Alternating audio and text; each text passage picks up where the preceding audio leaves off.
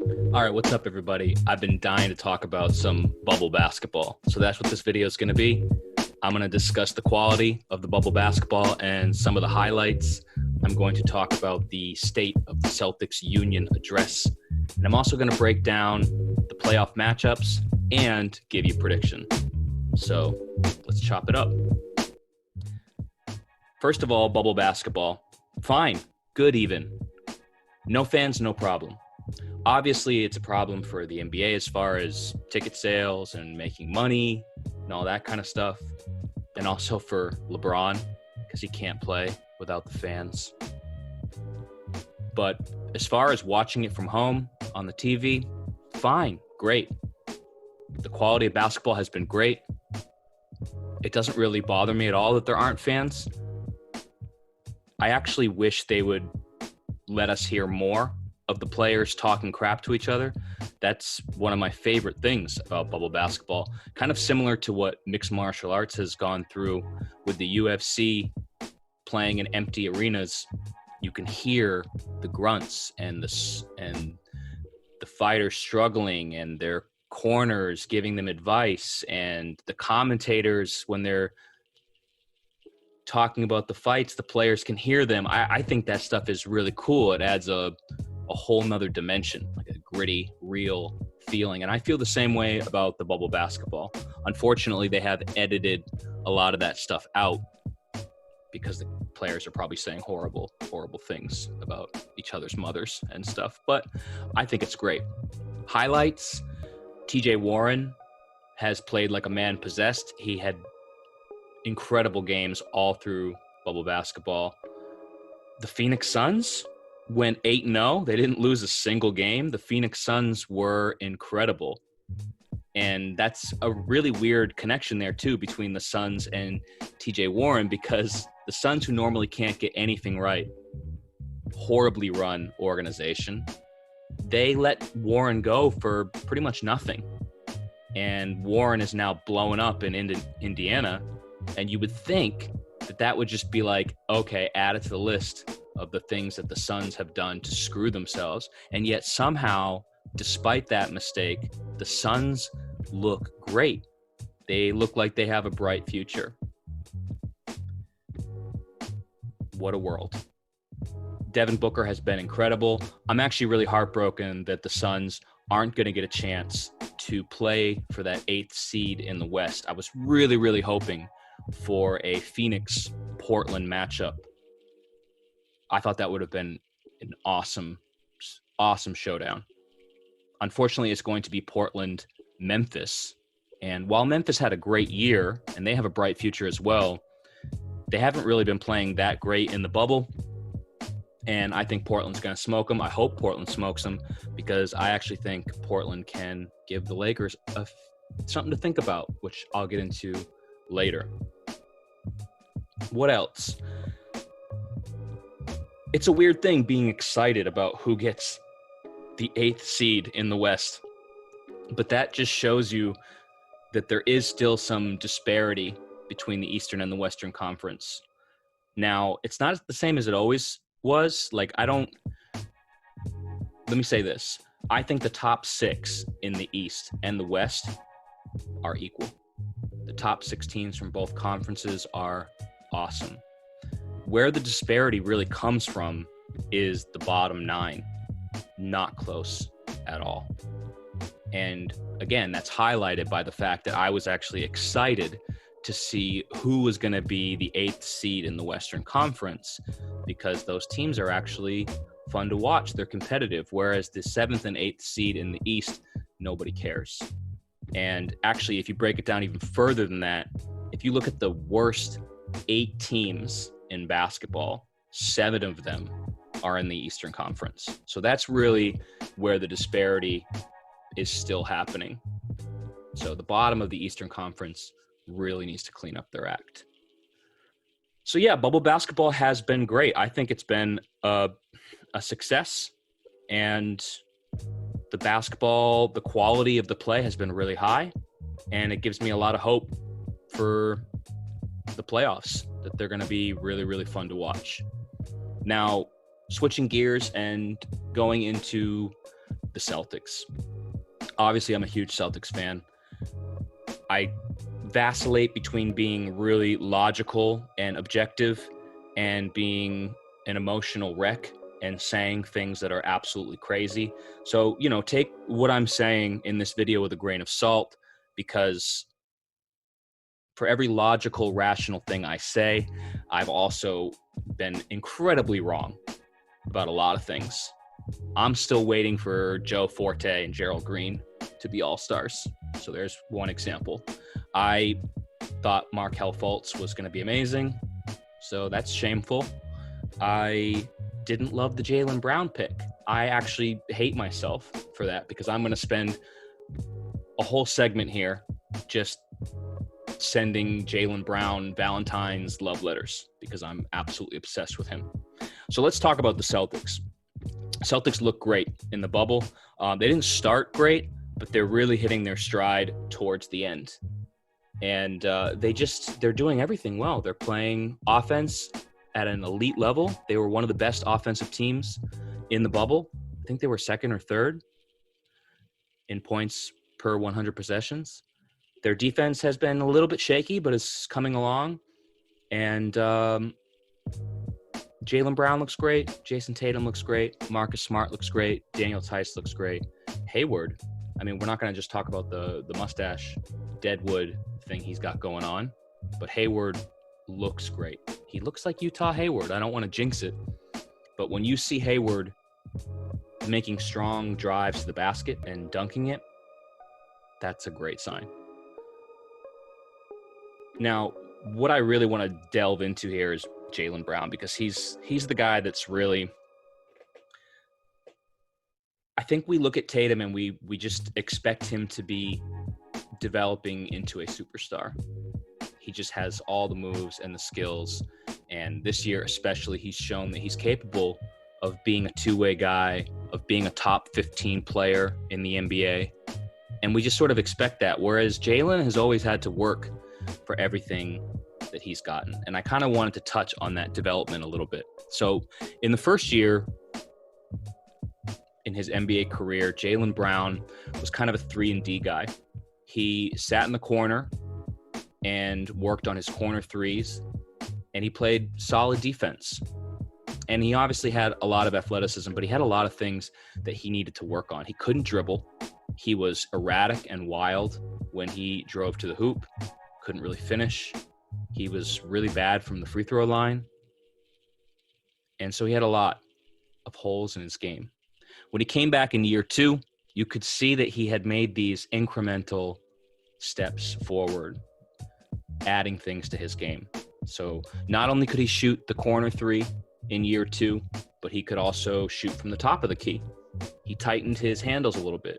His free throw percentage got a little bit better. He had a little bit of a mid-range game, but he still had a lot of work to do.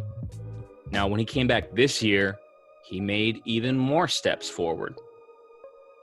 One of the things you noticed in the summer league was that all of a sudden he could finish with his left hand, and he's been using that all year. And that really opened up his drives to the basket. He was much more in control when he drove to the basket, and his handles are way better than they were in year 1 and even in year 2. And he can shoot threes from the top of the key, from the corner, and his mid-range game was even better. And his free throw percentage improved. So a lot of like small incremental improvements for Jaylen in year 3. And then if you compare year 3 pre-bubble to year 3 post-bubble, there's even more wrinkles to his game. So now we see him taking a lot of pull-up threes, which he wasn't necessarily doing before. And I think the biggest development for me was his court awareness and court vision. There were a couple of passes that he made during this bubble play that were just awesome passes that you never would have seen him make before. So yeah, I'm just like totally in love with Jaylen Brown because he just keeps making these small steps forward, and who knows when he's going to cap that out. I mean, he's still getting better. Just like I said, literally from the start of this year to the COVID stuff, and now seeing him in the bubble, he's made improvements. So I'm just so in love with the fact that like the Celtics future is focused around Tatum and Brown, and they're so likable and they're so good and they're still improving. It's really, really exciting. I love this team. Hayward looks awesome. Hayward has played so well during the bubble. I think he's been our third best player pretty easily. And this is a weird thing because, you know, Kemba was supposed to be that guy. Kemba obviously has had knee issues this year. Towards the end of the season, before the season got postponed, he was having knee problems. And I was really upset about it because he basically rested for 3 months. And then when he came back for this bubble basketball, his knee was still bothering him. That is not a good sign. I was really confused. Like, why didn't he just get surgery or get this addressed if he's still sore after 3 months of rest? But towards the end of the bubble, he did start to play more minutes and be a little bit more effective. I mean, his shooting percentages are great, but this is my hot take. I think that Kemba Walker right now is like our sixth best player. And honestly, I would love to see him be the sixth man, be the guy that comes off the bench and plays like that Lou Williams role where he just comes in and shoots everything. Because I don't really get it. Like, if he can't play 100% of every playoff game, 30 to 35 minutes, then why not just let him play 28 to 30, come off the bench and shoot everything? Put Smart in that starting role. To me, it makes more sense just personnel-wise because I want Kemba shooting. But when he's playing with Brown and Tatum and Hayward, there's only so many shots. Whereas Marcus, I prefer Marcus when he shoots less. So I like Marcus in that group because he facilitates really well.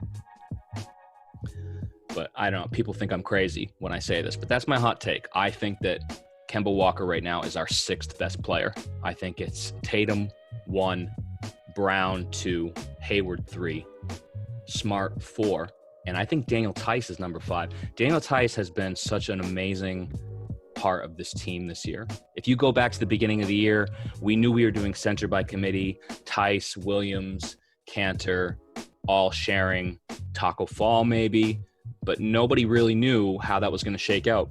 It became pretty clear pretty quickly that Tice was going to be our starting center. And even though he's undersized, he brings so much to the table. He does all the little things. He sets beautiful picks and screens. He can shoot the three. You have to respect it. I mean, he's not a great three-point shooter, but he does make them from out there, so he stretches the floor. He rebounds well. He plays great defense. And he just makes everybody on this team better. Everyone around him better. One of the coolest things that he's been doing all year that you can see is, I call it the Tice seal. If you watch, he'll roll to the basket and the guard or the forward will follow him, and Tice will basically like lock his man out and seal that space close to the basket so that whoever is driving can get an easy layup. He does that over and over and over again. And honestly, it gets us a lot of easy baskets. So I know people are going to think I'm crazy saying right now Tice is more valuable than Kemba Walker. But look, I mean, Kemba Walker is an awesome offensive player when he's healthy, but he's a defensive liability, not on the level that IT was, and probably not even on the level that Kyrie was. But you watch the games, he gets picked on when he's out there because he's just not a very good defender. He tries, but he's small. So that's how I feel about the Celtics. Brown looks amazing. Tatum's finding his stride. Hayward looks great. Tice is playing great. Smart is irreplaceable. And Kemba is starting to get into his groove. And then when you look at the bench, of course, Wanamaker has played well. He led the entire league, I think, in free throw percentage. So that's pretty amazing.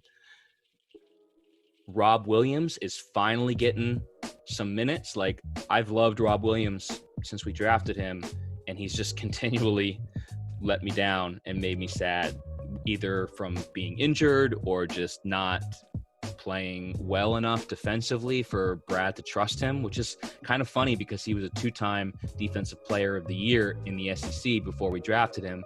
But clearly, once you saw him in the NBA, you knew he got that just from his athleticism, just from his 40-inch vertical and his insane reach and his shot blocking ability, because in the NBA, he's actually quite bad defensively, or he was constantly out of position and leaving his feet and chasing blocks. He's gotten much better in the bubble. He's really tightened up his positioning, and he's shown a pretty nice stroke from mid-range. I mean, he's not Al Horford, but he's shooting it okay. His free throws look all right, and he's playing that defense that we know he's capable of blocking shots and changing players' shots when they drive to the hoop, and he provides a level of verticality that the Celtics just don't have outside of Williams. There's nobody that brings that skill to this team where he can drive to the rim run, throw down alley-oops, and just finish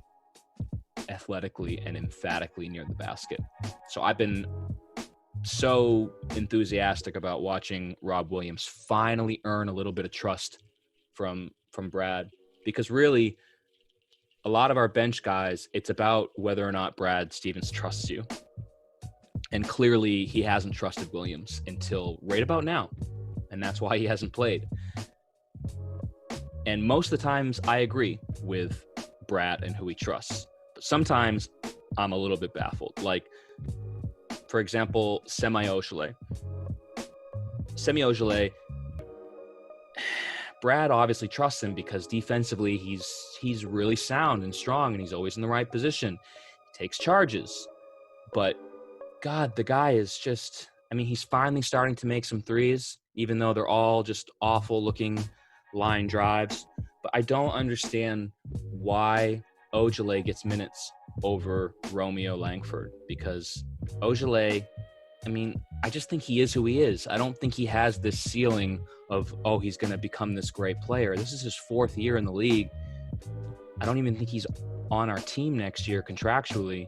And yet he's getting all these minutes that we could be giving to Romeo. And Romeo, look, he's got serious issues with his shot as well.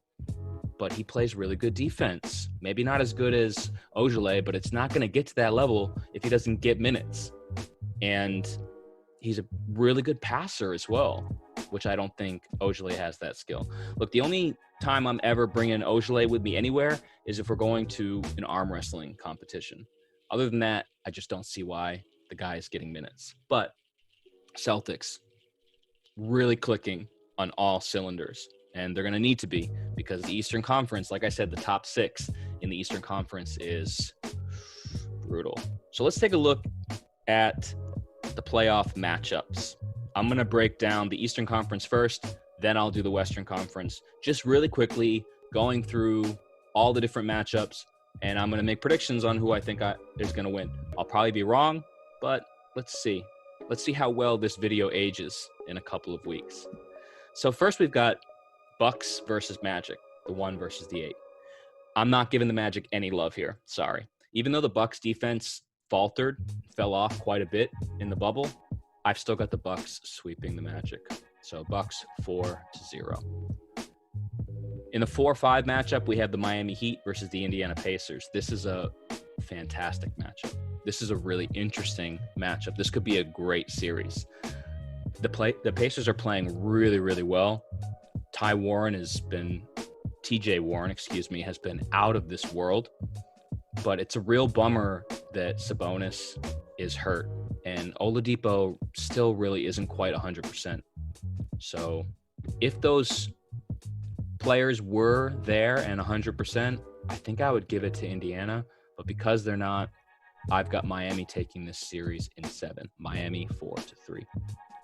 The next matchup is Celtics versus Sixers, the 3-6. I don't want to jinx this, but I'm not scared of Philly at all this year. Simmons is hurt, and the team's a mess. What's really funny is that when Al Horford was on the Celtics, he gave Embiid fits. And now he's on Philly, and he's giving Embiid fits. Thanks, Al. But yeah, I'm not worried about them at all. They have no chemistry. Their parts just don't fit. They haven't played to their potential at any point this year. I think Embiid can be the best player on the court for the whole series and have monster games, and they're still going to lose. It's not going to matter. So I've got the Celtics 4-1. Then we've got Raptors and Brooklyn 2-7. Brooklyn is another team I'm giving absolutely no love. No love for you, Brooklyn.